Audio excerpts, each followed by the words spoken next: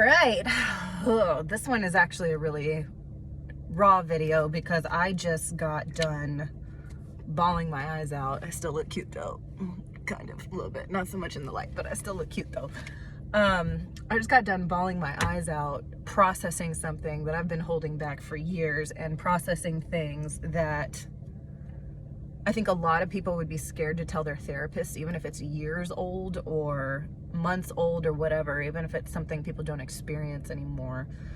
As you can tell by the title, or what I think this title is going to be, we're about to talk about some very triggering material, but things that I think need to be said and things that are bringing a lot of silence and suffocation and even greater depression and ideation to our society, and I'm honestly sick of it. So this is going to be a very raw video. It's probably going to be filled with a lot of emotion, so if you can't handle that, now's your time to exit. If it's something that you're open to, here we go. I just processed all of the old ideation of self-esteem issues that I don't matter, I don't belong here, all of this stuff when I was journaling. I was going through a bunch of old paradigms. I think I even wrote it right there. But I just journaled and unleashed a lot of stuff that I think a lot of people probably would not be brave enough to post online because of the stigma associated with it, and would not be brave enough to say out loud because the way that we persecute and treat and Baker Act people who struggle with this kind of issue. And honestly, I'm sick of it. And I'm very well studied in our healthcare system. I actually went to college for psychology as well. And as many of you guys know, based on the things that I've talked about, I have dealt with a slew of issues from coming from a very rough background. I've been in therapy. I just started therapy again as well. You know, so I have a pretty decent background in speaking some truth about this. And one thing that is avidly happening to people that experience suicidal ideation and depression is this feeling of, I don't matter to anybody and I don't belong here. So from a spiritual perspective, sorry if I jump around a lot in this video, by the way, it's going to come from a very raw place. So you might see that stream of consciousness pattern of thought, but spiritually speaking, when people off themselves or think about offing themselves, it is a 3D physical manifestation of a spiritual idea or an immaterial idea they have in their head of, I don't belong here, I don't matter to anybody, I'm not important. And obviously, from all the things that I've talked about on my channel, this is ideation that comes from very bad paradigms that are conditioned, obviously, usually in childhood or, you know, during teenage years, formative years specifically. And I know a lot of people start getting symptoms of this at the onset of puberty as well. So that's something to look at. I may find and post some articles for you guys to understand this topic better if you don't already know about it. But that comes from the paradigm of essentially you are obsolete, the attention you feel like you deserve from people is obsolete, that your emotions to people are obsolete, that your thoughts and ideas and opinions to people are obsolete. So basically what happens is, in one form or another, whether it's trauma from the family or society or you didn't fit into school, for me it was all of these things. I had relational trauma, I had trauma with friends, I had trauma with getting bullied in school, I had trauma with not having friends because I was a weird kid, because I experienced a lot of trauma in my household. So it made me, you know, not think very well or not act the same way as everybody else, or I was secluded with my headphones a lot. I still do this as a 30-year-old adult, and it's something that's been following me since I was maybe about 10 to 12 years old. Music was always my way of how I retreated from the world. So I isolated in school a lot like that and was a hermit intellectual then the way that I am now. So people did not receive that well, but I was like that because of the type of isolation that I had learned in my household from avoiding all of the abuse and the trauma as much as I could. So a lot of people will experience probably a whole laundry list of that. So when you get it from every single area of life, you're eventually going to develop the persona or the personality that you do not matter to anybody. And once you create the paradigm in another individual that they don't matter in the world, then they will physically manifest it as wanting to off themselves from the world. So this isn't just a psychological or an emotional problem, although it very much is. But those are symptoms that are manifesting in 3D reality because it's a spiritual problem of downloading the ideology and the paradigms into people that they do not matter in the world or that they don't belong in the world. And if you can ingrain that deeply enough into a person, eventually, like everything else they will manifest, they will start to act that out with either thoughts of self-harm, thoughts of suicidal ideation, or actually doing it. So the reason I wanted to make this video was this is something that I fought and overcame successfully, but it took a long time. And even when I didn't have these sorts of thoughts anymore, I still dealt with a lot of self-esteem issues relating back to I don't matter to anybody, my emotions don't matter to anybody, my feelings, my thoughts, the way I see the world doesn't matter to anybody. And I'm gonna put that out very real, and I don't care how bad it sounds because there's a lot of people struggling silently with this stuff, and I see everybody. It happened with me, and thank God I was strong-willed enough through God, and strong-willed enough because of therapy and having one specific, my God family in my life that helped me get through it. But a lot of people don't have that support system or might not be quite as stubborn as me, and this stuff is really taking them out and really affecting them. So a lot of my anger is going to be coming, yes, from my own personal situation, but it's coming from everything I see around me too, where we dismiss and are so harsh on people that are going through really any kind of mental stability. It doesn't necessarily have to be triggered by depression specifically, but most mental trauma we go through, we treat people horribly that deal with mental instability when it's another form of sickness. I'm sure that this message has been echoed to people before, but it should be no different than how we would treat a cancer patient or a patient with bronchitis or pneumonia, or when people had COVID, for example, whatever it is, whatever ailment it is. We don't treat mental instability, which is a physical manifested ailment of the body, the same as any other sickness, with the same kindness and compassion that we meet somebody with cancer, or taking it as easy on somebody as we would with somebody who's dealing with leukemia, you know. And this is very dangerous because this is why people want to hurt themselves, off themselves, or why people do attempt or succeed in offing themselves, because we treat people like they are the disease when it comes to mental instability. We don't treat them like they have a disease and like they need help.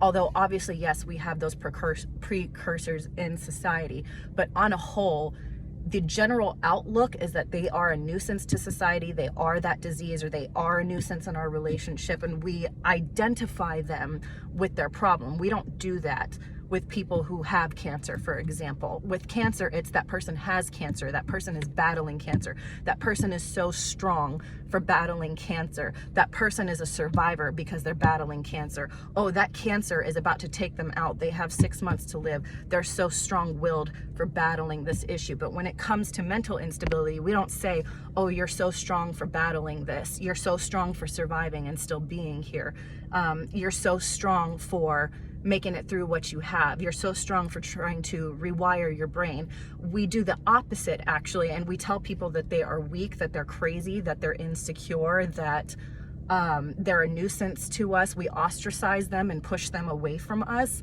and we also identify them as that problem. We don't ever say somebody is cancer, but we say somebody is crazy or someone is mentally unstable. So the reason they begin to internalize this paradigm is because we say you are that. That is your identity. We don't say this is a problem you're struggling with. We subconsciously, or a lot of us even consciously, tell them you are that. You embody this thing. You are not you. You are this mental instability that you are dealing with. And that is a very big way to actually bully somebody and make their mental instability worse and drive them to the point. You're realizing that you're dealing with somebody who is mentally sick, which means that through no fault of their own most of the time, because this happens from childhood or developmental trauma, you're telling somebody that has contracted a mental disease that they are that disease and that they are worthless or meaningless or not worth being loved or not worth having in your life to deal with because they have that disease. And if you think about how absolutely messed up that is, it's no wonder why we have such high statistics of depression and anxiety and suicidal ideation and stuff. And again, I'm going to look all of this stuff up with recent statistics, although I look this up quite a bit, but I'll find things that are as new and as relevant as I can, and I'm going to post those things for you guys to read and see the stark statistics on them. The reason why that's happening is because we ostracize and further cause mental trauma to people who already have it, and then we wonder why they don't get better. We wonder why they don't feel heard or seen, or they don't feel accepted, or they further feel like they don't belong in the world because we continue to tell them that they don't belong in the world by the way that we treat them. So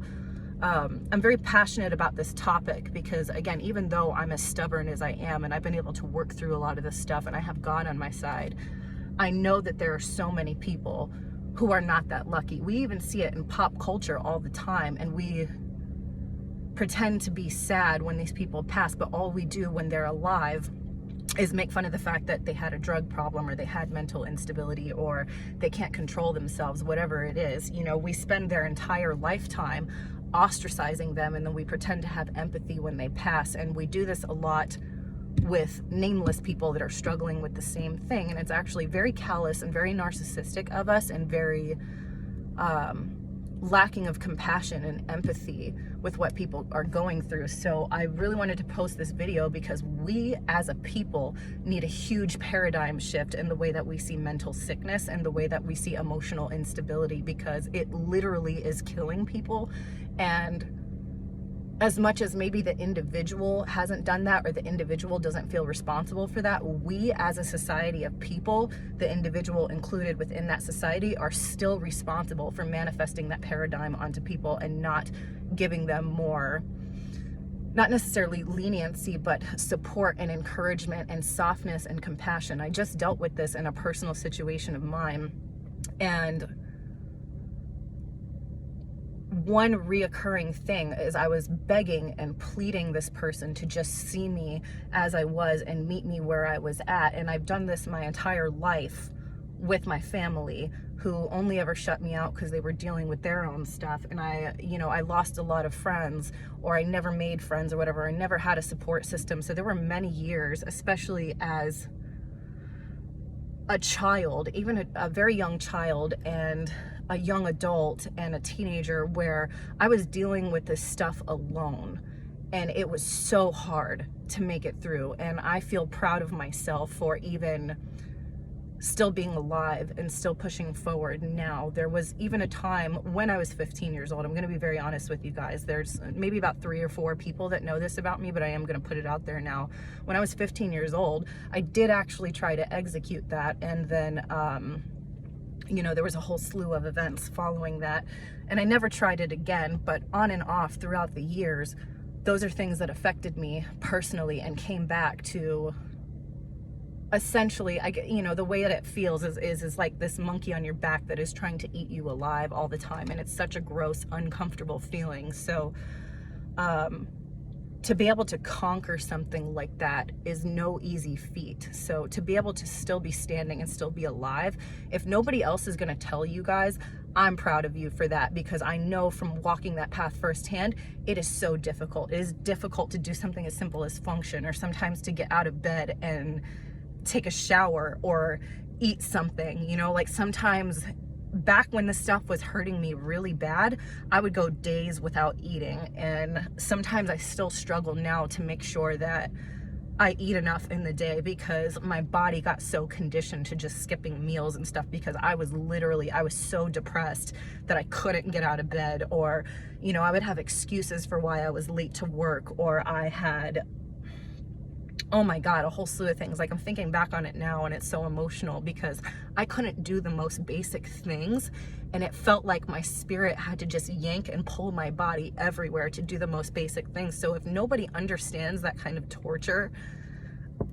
I want to be the person to tell you guys that I'm proud of you for even waking up the next day, and I'm proud of you for pushing through and not quitting, no matter how bad it hurts, because I don't think people do it on purpose, but there's so much accidental bullying in society because people don't understand what it is that you're going through or what it is that you're dealing with, because a lot of people can't put themselves in that frame of reference, and some of the people who can put themselves in that frame are struggling so deeply for themselves that they can't see outside of themselves and they can't see other people's pain. So I hurt thinking about this for other people because I know firsthand how rough that is. So I hope at the very least you guys pick up an encouraging word from this, that I get it, I know it's hard, and you're not struggling alone. And when you see the statistics in these articles, there's so many people dealing with this problem that are not going to be brave enough to cry online, to say it out loud and stuff, because there's so much stigma surrounding it and there's so much backlash you can get for these sorts of things. So if anything, I'm going to stand up and be the person to tell you that you're doing amazing, literally just by surviving. So I don't know what that does for you, but I really hope it does something. And as far as the people who have never dealt with this kind of issue, you have to learn how to have mercy and deeper compassion and deeper empathy than what you actually do. And you might be a really good person, but there might just be things that you're missing. And when it comes to this type of issue, I want people to understand that there is something that we as a society are missing, and even healthcare professionals are missing, because a lot of the time their first option, I just talked about this with my godmother, their first option is to Baker Act somebody like this. And yeah, they need help, they need supervision. You know, you want to make sure you're protecting the people that are around you, but Baker acting, and I've known family members who have been Baker acted, is very dangerous for the individual, and in the long run actually makes their mental health worse. And I've seen that manifest firsthand, and you see this in a lot of cases. Again, I will put articles below on how that negatively affects people, but this is truly a cry for us to learn how to behave and respond differently and become more emotionally intelligent to people who are suffering with mental ailments, because it really truly is no different than any other ailment of the body. Science has proven this time and time again. Something went wrong with your brain chemistry, something went wrong with your body chemistry. Your body reacts in a way that you cannot help and control, that is detrimental to the individual. And like any other disease, it's your responsibility to treat, it's your responsibility to identify and begin finding short and long-term solutions for these things. But like any other type of physical suffering we experience, there needs to be much higher of a level of mercy and compassion from the surrounding population, and a deeper support than what we're giving each other right now.